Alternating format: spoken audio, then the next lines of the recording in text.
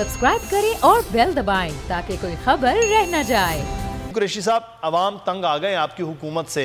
अवाम उनके पास जा रहे हैं जिनके दौर में हालात मुल्क के अच्छे थे, और अब सिर्फ अवामी दबाव, अपोजिशन के जलसों से खौफ है कि आप कोरोना की आड़ लेकर जलसों पर पाबंदियों की बात कर रहे हैं, उनके खिलाफ मुकदमात की बात कर रहे हैं, खुद आपके इज्तिमात भी हो रहे हैं, तकरीबात भी हो रही हैं, जलसे भी हो रहे हैं, सारी चीज़ें आप चला रहे हैं।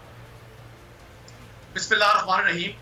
देखिए, कतई ऐसा नहीं है। हुकूमत ने एनसीओसी के जो भी तजावीज़ थी वो एक सेंट्रल बॉडी है जो इंटरनेशनल हेल्थ इंडिकेटर्स के मुताबिक नेशनल पॉलिसी बना रही है। आपके सामने सूरत है, मुझे या आपको बताने की जरूरत नहीं है। आपने सवाल ये किया कि उस मंगनी की रस्म के हवाले से जहां ये लोगों से कोविड टेस्ट की रिपोर्ट मांग रहे हैं, लेकिन उन्होंने वो सवाल बिल्कुल गोल कर दिया, क्योंकि इनकी ख्वाहिश है। मैं इनको शायद रहमानी साहब का मैं एहतराम करता हूँ, इनकी ये बातें आज से 2 साल पहले अवाम को बड़ी अच्छी लगती थी, लेकिन जैसे जैसे अब चीजें बेहतर हो रही है, अवाम इनके मुंह से ये बातें सुनकर इनका मजाक उड़ाती है। ना तो हुकूमत को इनके कोई जलसों से खौफ है। अभी आपने देखा कि इन्होंने कितनी जोरदार रंगीन कैंपेन की। मैं रंगीन कैंपेन इसलिए कहूंगा कि डिफरेंट किस्म के स्लोगन्स और मुलाकातें जो गिलगित बल्तिस्तान में हुई, लोगों ने समझा कि शायद वो मुल्क और कौम की बेहतरी के लिए पॉलिसीज बन रही हैं, लेकिन वो तमाम मुलाकातें जाती एजेंडे पर मबनी थी। और गिलगित बल्तिस्तान की अवाम ने इनके उस एजेंडे को ना सिर्फ रिजेक्ट किया, बल्कि यह साबित कर दिया कि वोट देकर कि वोट को इज्जत अवाम ने देनी है, ना कि इन लोगों ने देनी है। शायद रहमानी साहब ने एक बड़ी पुरअसर तकरीर करने की कोशिश की है। बात इनसे कोविड की जा रही है, ये महंगाई, गरीब अवाम। भाई, सिंध में आपकी 13 साल से हुकूमत है, जो दूध और शहद की नहरें वहां बह रही हैं, अवाम को पता है। मैं भी पाकिस्तान का शहरी हूं, भले मैं पंजाब में बैठा हूं। कराची जो रोशनियों का शहर था, उसको अंधेरों में डूबने, अंधेरों में बदलने वाले जिन लोगों में जिसका नाम यही लोग हैं। हमने आपके नफीस लोगों से अंधेरे छीन के कराची के रोशनियां बाहर कर दी हैं। लोग आपके ढाई बालक जिंदगी पे आपसे तो बर्दाश्त किया करें कि आपकी जो आवाम का आपने नारे लगते झूठ बोल के लेकर आए थे, तब्दीली का नारा लेके, वो आवाम आपसे पूछ रही है, वो बिलबिला गई है कि हमने तो तब्दीली के नाम पे वोट दिया, और सिंध की हुकूमत आपने हमें नहीं दी। सिंध की हुकूमत सिंध के आवाम हमें देते हैं। अच्छा, कुव्वत बर्दाश्त का मुजाहरा किया करे, जब तकरीर करती है तो सुना भी करें।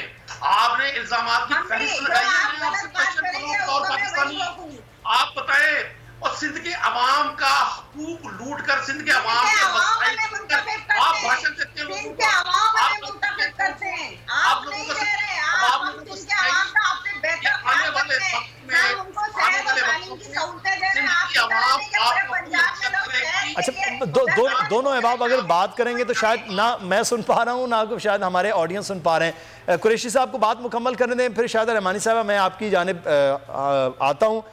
जी कुरैशी साहब, बात मुकम्मल कर लीजिए सर। मैंने शादा रहमानी साहब की बात को पूरी तवज्जो से सुना, ठीक, लेकिन इनमें कुव्वत बर्दाश्त नहीं है। मैं आपको एक अर्ज कर दूं, ये एक नेशनल इशू है इस वक्त कोविड का। मैं यकीन करें, जाती हैसियत में आपको अर्ज कर रहा हूं, हमने कभी इतनी डेप्थ नहीं जिंदगी में सुनी जितने इस फेज में, कोरोना के इस फेज में।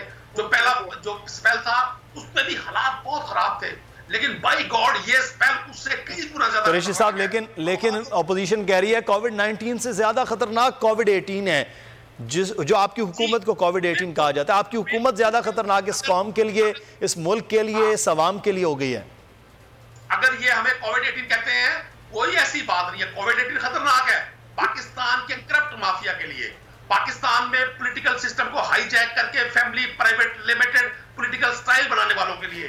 कोविड-18 खतरनाक है उन लोगों के लिए जिन्होंने सिंध के, पंजाब इंटीरियर के गरीबों, किसानों, हारियों के वसाइल लूट कर मेफर्स में फ्लैट्स बनाए, दुबई और मिडल ईस्ट में प्लाजाज बनाए, जिन्होंने शुगर मिल की पूरी चेन्स में कब्जे किए सिंध में, मालकों से आधी कीमतों पर वो शुगर मिलें हथियाई।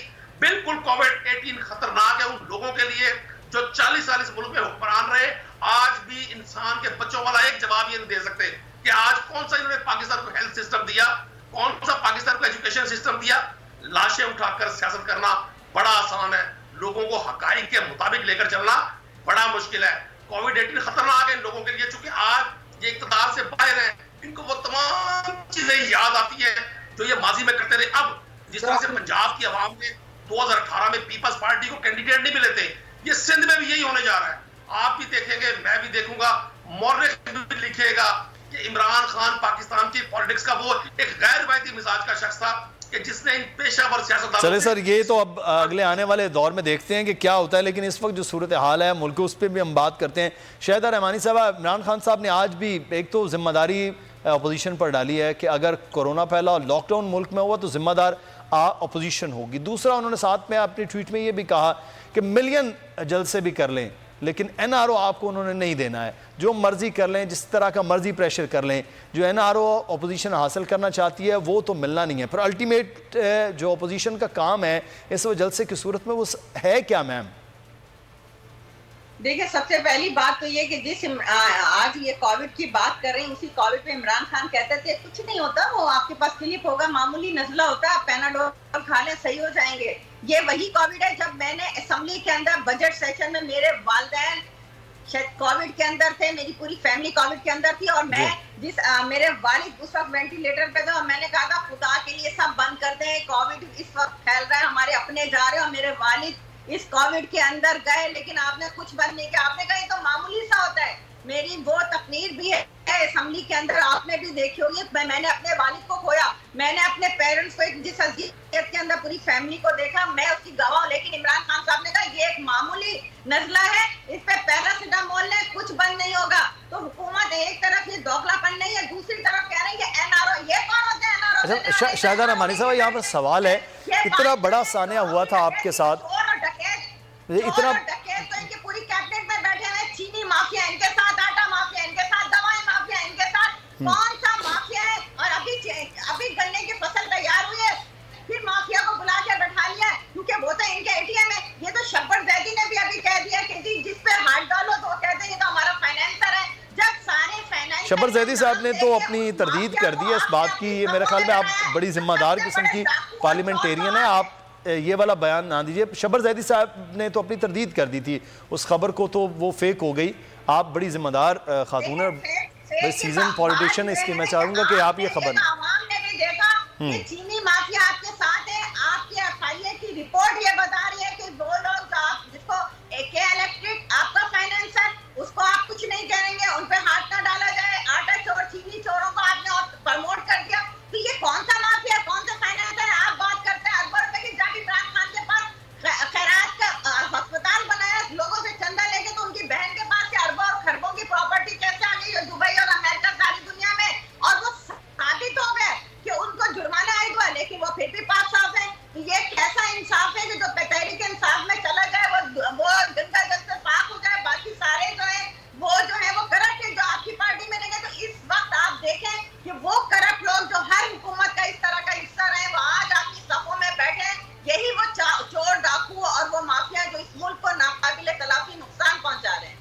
सही हो गया। ये दोगला मामला है जिस पर बार बार एहतसाब पर बात होती है कि अपने लिए जो केसेस हैं उस पर तो बात नहीं हो पा रही है, स्पेशली नैब भी वो नहीं कर पा रहा। लेकिन नज़ीर लगारी साहब, मेरा सर सवाल यहाँ पर आज के जलसों से मुतालिक और अपोजिशन की इस तहरीक से मुतालिक है, जो अल्टीमेट कहती है कि इस हुकूमत का खात्मा है और हुकूमत के खात्मे के बाद ही कुछ सूरत हाल होगी। तो सर, जलसे अब 2-3 और रह गए हैं, मुल्तान का जलसा, फिर 13 को लाहौर का जलसा, 27 दिसंबर को लाड़काना तक के जलसे हैं। अब ये जलसों से हुकूमतों का खात्मा तो शायद मुमकिन ना हो पाए, आगे चल कर कोई इस्तीफ़ों की बात होगी नहीं होगी, अभी तो पीडीएम ने ऐसा फैसला नहीं किया। पीडीएम के लेवल पर मुज़ाकरात किससे होंगे? हुकूमत से होंगे, नहीं होंगे उस हुकूमत को वो मानते नहीं हैं। इदारों से होंगे तो इदारों के हवाले से तो ये पूरी तहरीक के जो पस मंज़र है वो चल रहा है। तो सर, आपका तज्ज़िया क्या कहता है इन जलसों के बाद, इन जलसों के दौरान हुकूमत से मुतालिक अपोजिशन के मामलात कहाँ होंगे? को बातचीत होगी, क्योंकि सियासत के अंदर बातचीत डायलॉग ही तो होता है, उससे ही हल निकलता है। तो आपको क्या लगता है कि कोई डायलॉग, कोई बातचीत किसी जानिब को जाती हुई चीज़ नज़र आ रही है, या अपोजिशन जलसे करती रहेगी, हुकूमत मुकदमात करती रहेगी? मेरे ख्याल में हुकूमत ने अपना मुज़ाकरात के, गुफ्तगू के, मकालमे के सारे दरवाजे बंद कर रखे हैं। वो किसी से बात करना नहीं चाहते हैं, और वो बातचीत करने को मेरे ख्याल में एक सियासी शिकस्त समझते हैं, इसलिए वो बातचीत की तरफ जाना नहीं चाहते हैं। वो मुज़ाकरात की तरफ जाना नहीं चाहते हैं। हुकूमत का ये कोई इंटेंशन नहीं है, बल्कि अपोजिशन ने भी बहुत मरतबा, कम से कम 2-3 मरतबा तो ऐसा किया है कि अपनी इंतहाई कमज़ोरी का मुजाहरा करते हुए तो उन्होंने मुजाहरा किया और कमज़ोरी का नतीजा ये था कि उन्होंने लेजिस्लेशन में साथ दिया। लेकिन उन्होंने समझा, जिस चीज़ को समझा कि ये शायद कौमी मफाद में है, उसको उन्होंने गए और जाकर उस तरह की लेजिस्लेशन में उन्होंने पार्ट भी प्ले किया, अपना किरदार भी अदा किया। लेकिन हुकूमत किसी सूरत में भी बातचीत करने को तैयार नहीं। इधर सुप्रीम कोर्ट का फैसला आया कि जनाब अपोजिशन से मशावरत करके कानून साजी करें, तो या ये फलां कानून मंजूर करना है, तो उसी वक्त जबकि ये उस पोजीशन में भी नहीं थे कि कानून पास करवा सकें, इन्होंने कहा कि नहीं, अपोजिशन शैतान है, हम उनसे बात नहीं करेंगे। तो वो गुफ्तगू नहीं करना चाहती है। एक ऐसी हुकूमत जो अपोजिशन का वजूद तक तस्लीम करने को तैयार नहीं है, जो लीडर ऑफ अपोजिशन को 2 मरतबा जेल भेज चुकी हो, जो लीडर ऑफ अपोजिशन की पहली रिहाई के बारे में जो ऑब्जर्वेशन थी कोर्ट की, वो हमारे सामने वो केस हवा हो गया है और नए केसेस बनाए जा रहे हैं, और नए केसेस के बारे में भी अभी कोर्ट ने अपनी कोई वो नहीं दी है। पंजाब असेंबली के लीडर ऑफ अपोजिशन जेल में पड़े हुए हैं और 1.5 साल से ज़्यादा अरसा हो गया है वो जेल में है और उनके खिलाफ कोई मुकदमा इनसे बन नहीं पा रहा है। साबिक leader of opposition national assembly के वो जेल में पड़े हुए हैं और उनके बारे में अभी तक तय नहीं कर पाए हैं कि क्या इनके ऊपर क्या मुकदमा बनाया जाए। तो एक ऐसी हुकूमत जो अपोजिशन को जेल में रखना चाहती है, तो अपोजिशन के पास स्पेस क्या है? सब्सक्राइब करें और बेल दबाएं ताकि कोई खबर रह न जाए।